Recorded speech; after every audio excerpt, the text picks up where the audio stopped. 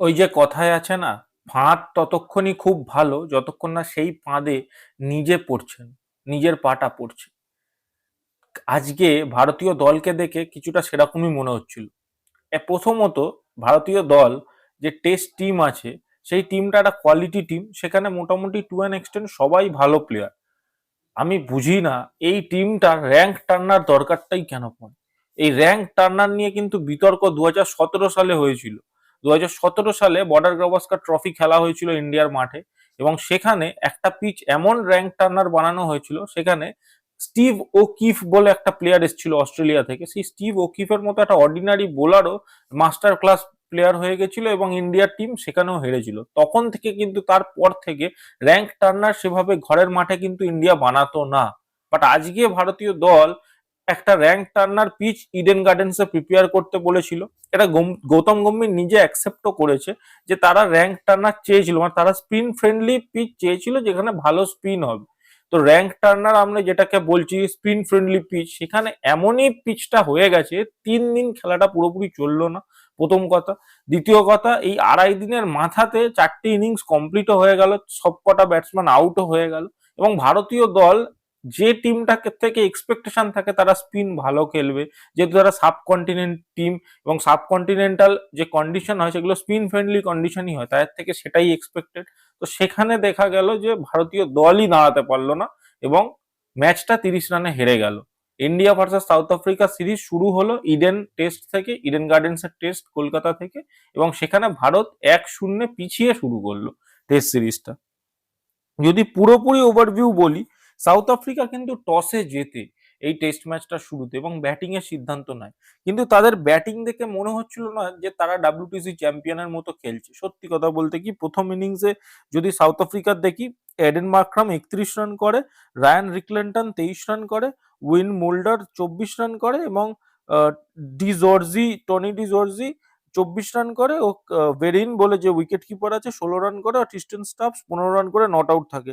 Others কেউই সবাই single ডিজিটে run করে, এবং জাসপ্রীত বুমরা প্রথম ইনিংসে কিন্তু স্পিন ফ্রেন্ডলি পিচ হওয়া সত্ত্বেও কিন্তু 5 উইকেট নেয়। মোহাম্মদ সিরাজ 2 উইকেট নেয়, কুলদীপ যাদব 2 উইকেট নেয়, ও অক্ষর প্যাটেল 1 উইকেট নেয়। তো spin friendly pitch, but Indian fast বোলাররাই কিন্তু কাজ করে দেয়, স্পিনারদের সেভাবে আসতেও হয় না প্রথম ইনিংসে। যেখানে ভারতীয় দল যখন প্রথম ইনিংস খেলতে নামে, আমরা ভেবেছিলাম যে একটা বড় সড়ো লিড নেবে, কারণ প্রথম দিনই ব্যাটিং করতে নেমেছিল ভারতীয় দল। তো প্রথম দিনই যখন ব্যাটিং করতে নামে, আমাদের এক্সপেকটেশন ছিল হয়তো একটা বড় সড়ো লিড ভারতীয় দল নিয়ে নেবে, এবং সেই লিডটা এতটাই হবে যে দ্বিতীয় ইনিংস, মানে তারপর আর ভারতকে ব্যাট করতে নামতে হবে না। ইয়শস্বী জয়সওয়াল আউট হয়ে যায় মার্কো জেনসনের বলে, 27 বলে 12 রান করে। কে এল রাহুল 119 বলে 39 রান করে, সেও কিন্তু কেশব মহারাজের বলে আউট হয়, ক্যাচ আউট হয়।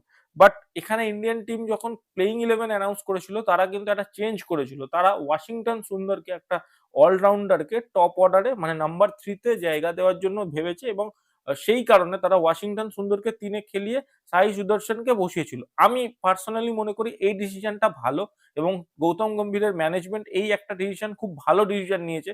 কারণ আমি বরাবরই বলে এসেছি যে টপ অর্ডারে কিন্তু আমাদের কোনো অলরাউন্ডার ক্যাপাবিলিটির প্লেয়ার নেই, এবং ওয়াশিংটন সুন্দরকে যদি 3 নম্বরে কনস্ট্যান্ট একটা লম্বা রান দেওয়া হয়, সে কিন্তু ব্যাটিং খুব ভালো করতে পারে। তো তার দিক থেকে বা টোটাল ইন্ডিয়া টিমের দিক থেকে এটা কিন্তু বেনিফিশিয়াল একটা মুভ। বাট ওয়াশিংটন সুন্দর প্রথম ইনিংসে খুব ভালো খেলে, 82টা বল খেলে 29 রান করে।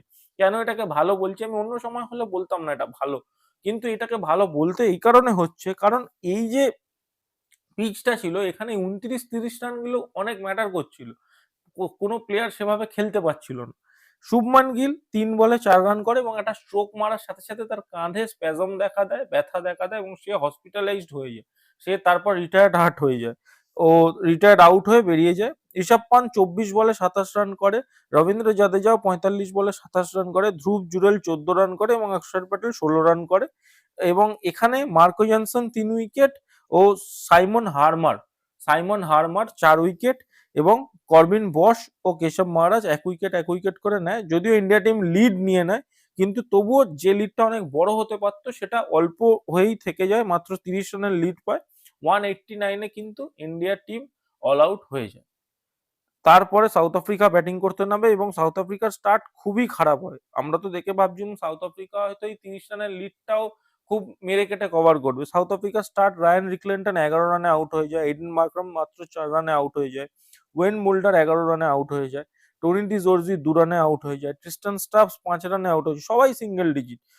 ভেরিন 9 রানে আউট হয়ে যায় এবং মার্কো জনসন 13 রানে আউট হয়ে যায়। But here is the twist, যাকে নিয়ে না এই ফেসবুক ইনস্টাগ্রামে এত মিম হয়, সেই প্লেয়ারটার নাম হচ্ছে টেম্বা বাবুমা। তাকে নিয়ে প্রচুর মিম তৈরি হয়েছিল ডে ওয়ানে। তো এই মিম গুলো করে আলটিমেট কোনো লাভ হয় না, কারণ টেম্বা বাবু না সাউথ আফ্রিকান ক্রিকেট হিস্ট্রির সবচেয়ে সফল ক্যাপ্টেন, এটা তো কেউ অস্বীকার করতে পারবে না। কারণ গ্রেম স্মিথ যেটা করতে পারেনি সাউথ আফ্রিকায় কোনো আইসিসি ট্রফি দেওয়া, সেটা টেম্বা বাবুমা করে দেখিয়ে দিয়েছে। এবং টেম্বা বাবুমা প্লেয়ারটাও কিন্তু খুবই ভালো, খুবই আন্ডাররেটেড, তাকে নিয়ে সেভাবে চর্চা হয় না, বাট খুবই আন্ডাররেটেড প্লেয়ার। এই পিচে যেখানে কোনো প্লেয়ার দাঁড়াতে পারছে না, একটা সিঙ্গেল 50 কেউ করতে পারেনি, সেখানে টেম্বা বাবুমা 136টা বল খেলে 55 রান করে চারটে চার মেরে 50 করে এবং নট আউট থাকে টিল দ্য ইনিংস এন্ড, সে নট আউট থাকে। এবং করবিন বসের সাথে টেম্বা বাবুমার যে পার্টনারশিপটা হয়, সেই পার্টনারশিপটাই কিন্তু খেলাটার মোড়টা ঘুরিয়ে দেয়। সাউথ আফ্রিকার লিডটা অনেকটা বেশি নিয়ে চলে যায়, 124 রান টার্গেট চলে আসে। করবিন বসও 25 রান করে এবং রবীন্দ্র জাদেজা 4 উইকেট নেয়, মোহাম্মদ সিরাজ 2 উইকেট নেয়, কুলদীপ যাদব 2 উইকেট, অক্ষর প্যাটেল ও জসপ্রীত বুমরা 1 উইকেট নেয়। এবার আমি যেটা আপনাদের প্রথমে বললাম যে ওয়াশিংটন সুন্দরকে যেহেতু 3-এ খেলানো হচ্ছে, তার মানে ইন্টেনশন এটাই যে একটা অলরাউন্ডারকে আমরা 3-এ খেলাবো। বাট এখানে কিন্তু ওয়াশিংটন সুন্দরকে টোটালি আন্ডার বল করানো হয়, মানে টোটালি আন্ডার বল। সে প্রথম ইনিংসে একটা ওভার না দুটো ওভার করে এবং সেকেন্ড ইনিংসে বলই করে না। সো একটা বোলার কিন্তু এই এতগুলো বোলার খেললে একটা বা দুটো বোলার কিন্তু আমাদের আন্ডার পারফর্ম করবেই, কারণ তাকে সেভাবে সুযোগই দিতে পারবে না যে ক্যাপ্টেন থাকবে সে। সো এখানে যখন ইন্ডিয়া টার্গেটটা পায়, ইন্ডিয়া ব্যাটিং করতে আসে এবং ইন্ডিয়ার স্টার্ট খুবই খারাপ হয়। মার্কো জনসন, এসএসভি জয়সওয়াল, কে এল রাহুল দুজনকেই আউট করে দেয়। ওয়াশিংটন সুন্দর একা দাঁড়িয়ে থাকে অনেকক্ষণ, মানে till the innings end Washington Sundar কিন্তু দাঁড়িয়েছিল। 92 বল খেলে 31 রান করে, বাট তার সাথে কেউ মানে সহযোগিতা দিতে পারে না। ধ্রুব জুরেল অত্যন্ত ক্যাজুয়াল এবং একটা বাজে শট মেরে আউট হয়। ওখানে কোনো দরকারই ছিল না, একটা শর্ট পিচ বলে প্রত্যেকটা ব্যাটসম্যান মানে বল ভালো হচ্ছিল, বাট ওই যে বলে ধ্রুব জুরেল আউট হয়েছে না, আপনি দেখলে আপনার খারাপ লাগে। শর্ট পিচ বল এরা মারতে গিয়ে বাউন্ডারি লাইনে ক্যাচ হয়েছে। ঋষভ পান্ত যখন থেকে ব্যাটিং এ নেমেছিল তখন থেকে দেখে মনে হচ্ছে ঋষভ পান্ত আউট হয়ে যাবে, এমন খেলা খেলছে, মানে ঋষভ পান্তকে দেখে কখনো কমফোর্টেবল মনেই হচ্ছিল না। ঋষভ পান্ত 2 রান করে কটন বোল্ড হয়ে যায়। রবীন্দ্র জাদেজা 18 রান করে, বাট সেও আউট হয়ে যায়। এবং অক্ষর প্যাটেল লাস্টের দিকে একটা ছোট্ট আশা জাগায়, 6-4 মারে কেশব মহারাজকে, বাট সেও বেশিক্ষণ খেলতে পারে না, মাত্র 17 বলে 26 রান করে ঠিকই, বাট ওই সময় আর কিছু করার নেই। অক্ষর প্যাটেল যে সময় আউট হয়েছে ওই সময় কিছু করার ছিল না, আড়া তিরছা মারতেই হতো, কারণ ওখানে যদি একটা ভালো বল ড্রপে পড়ে যেত, পিচে পড়ে যেত, তাহলে এমনিই আউট হয়ে যেত। সো ওই জায়গায় অক্ষর প্যাটেলও আউট হয়ে যায়। জাসপ্রীত বুমরা লাস্টে নট আউট থাকে 4 বলে 0 রান করে, এবং মোহাম্মদ সিরাজও প্রথম বলেই আউট হয়ে যায়। এখানে বলার বিষয়, সাউথ আফ্রিকার কাছে সেইভাবে কিন্তু কোয়ালিটি স্পিনার ছিল না। এক কেশব মহারাজ ছিল আর 2 সাইমন হারমার ছিল, কিন্তু এই সাইমন হারমার যেহেতু অফ স্পিনার, আর ইন্ডিয়া এতগুলো যেহেতু কন্টিনিউয়াস লেফট হ্যান্ডার ব্যাটসম্যান খেলিয়েছে, এই জায়গাতেই মেন অসুবিধাটা হয়েছে। সাইমন হারমারই কিন্তু কোমরটা ভেঙে দিয়েছে ইন্ডিয়া। সবাই মিডিল অর্ডারে লেফট হ্যান্ডার এবং সাইমন হারমার এই দিক থেকে রাউন্ড দ্য উইকেটে বল করে কন্টিনিউয়াস লেগ স্পিন, মানে লেফট হ্যান্ডারদের জন্য ওটা লেগ স্পিনই হচ্ছে যেহেতু ও অফ স্পিনার। সেই যে বলগুলো করছে কন্টিনিউয়াস লেগ স্টাম্পে পরে বাইরে বেরোচ্ছে এবং প্রত্যেকটা ব্যাটসম্যানের প্রবলেম হচ্ছে। আর এই স্ট্র্যাটেজিটাতেই ইন্ডিয়া ল্যাকটা করে গেছে। ওখানে যদি একটা রাইট হ্যান্ডার থাকতো, এই জন্য কেন আমি ধ্রুব জুরেলের আউটটার কথা বলছি, কারণ ধ্রুব জুরেল যদি এই জায়গাটা দাঁড়িয়ে থাকতো, তাহলে কিন্তু কন্টিনিউয়াস বেসিসে সাইমন হারমারকে দিয়ে বোলিং করাতো না, কিষাব মহারাজকে দিয়েও বোলিং করাতেই হতো, বাধ্যতামূলক করাতে হতো। সেখানে লেফট হ্যান্ডার ব্যাটসম্যানরা অ্যাডভান্টেজ পেত। বাট এই জায়গায় যখন মানে ধ্রুব জুরেল আউট হয়ে গেল না, তখন ওই জায়গা থেকেই খেলাটা গন্ডগোল হয়েছে। ধ্রুব জুরেলকে আমার মনে হয় নিচের দিকে খেলিয়ে আর ওপর দিকে জাদেজাকে, যেহেতু শুভমান গিল ছিল না, জাদেজা বা অন্য কারোকে ওপর দিকে খেলালে অনেক বেটার হতো। বাট ইন্ডিয়ার একটা জিনিস কিন্তু বোঝাই যাচ্ছে ট্র্যাক রেকর্ড দেখে, যে ঘরের মাঠে কোয়ালিটি টিম যদি আসে তাহলে কিন্তু ট্র্যাক রেকর্ড খুবই খারাপ। মানে ওই ওয়েস্ট ইন্ডিজ বাংলাদেশকেই হারাতে পারছে, নিউজিল্যান্ড এসেও হোয়াইট ওয়াশ করে দিয়ে চলে গেল, এবং আজকে সাউথ আফ্রিকা এসেও প্রথম টেস্টটা কিন্তু নিজেরা জিতে নিয়েছে। সো ওই মানে কোয়ালিটি টিম যখনই আসছে ঘরের মাঠে, ইন্ডিয়া ঘরের মাঠে সেভাবে পারফরমেন্স করতে পারছে না। হ্যাঁ, ইংল্যান্ডে গিয়ে ভালো খেলেছে, কিন্তু ঘরের মাঠে তো তাদের পারফরমেন্স খুবই খারাপ। আর এই র্যাঙ্ক টার্নারের দরকারটাই কি, এইটাই তো কোনো বোঝা যাচ্ছে না। র্যাঙ্ক টার্নারটার কি দরকার?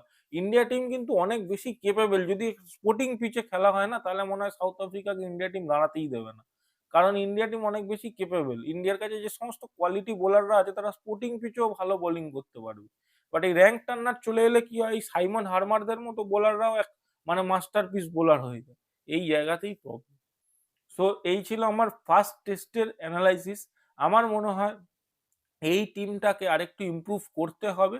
এতগুলো আননেসেসারি বোলার না খেলিয়ে একটা এক্সট্রা ব্যাটসম্যান খেলাতেই পারে। আমি বলছি না ওয়াশিংটন সুন্দর, তবে একটা এক্সট্রা ব্যাটসম্যান, কেউ না কেউ আন্ডার বলই করছে এই টিমটাতে। সো একটা এক্সট্রা ব্যাটসম্যান খেলালে বেনিফিট এটাই হবে, কারণ লোয়ার ডাউন দ্য অর্ডার এত লেফট হ্যান্ডার থাকলে খুব মুশকিল, কারণ আবার কোনো অফ স্পিনার চলে এলে সেই এই খেলাটায় প্রবলেম হবে। ঋষভ পান্ত, ধ্রুব জুরেলদের মতো প্লেয়ারদেরকে এবার একটু দায়িত্ব নিয়ে কিন্তু খেলতে হবে। এত ক্যাজুয়াল অ্যাপ্রোচ থাকলে খুবই সমস্যা। হ্যাঁ, আমি জানি ঋষভ পান্তের খেলার স্টাইলই ওটা, বাট তবুও দায়িত্ব একটা, তিনি ভাইস ক্যাপ্টেন, পরের ম্যাচে হয়তো শুভমান গিল যদি আনঅ্যাভেলেবেল থাকলে হয়তো ক্যাপ্টেন্সিও করবে। বাট দেখে তো মনেই হচ্ছিল না আজকে যে ঋষভ পান্ত খেলতে এসছে। কন্টিনিউয়াস এদিক ওদিক, ওই রকম করলে অপোজিট সাইডে যে ব্যাটসম্যান থাকে তারও প্রবলেম হয়। তো মানে সত্যিকারের কালেকটিভ ক্রিটিসিজম দরকার এই টিমটা। এবং এই ছিল আমার অ্যানালাইসিস এই ইন্ডিয়া ভার্সেস সাউথ আফ্রিকার ফার্স্ট টেস্ট নিয়ে, যেটা ইন্ডিয়া হেরে গেল। আপনাদের কি মতামত ডেফিনেটলি কমেন্ট করে জানান। ভিডিওটা ভালো লাগলে লাইক করে দেবেন। ক্রিকেট রিলেটেড নতুন নতুন খবর পেতে হলে চ্যানেলটাকে ডেফিনেটলি সাবস্ক্রাইব করে দিয়ে যাবেন।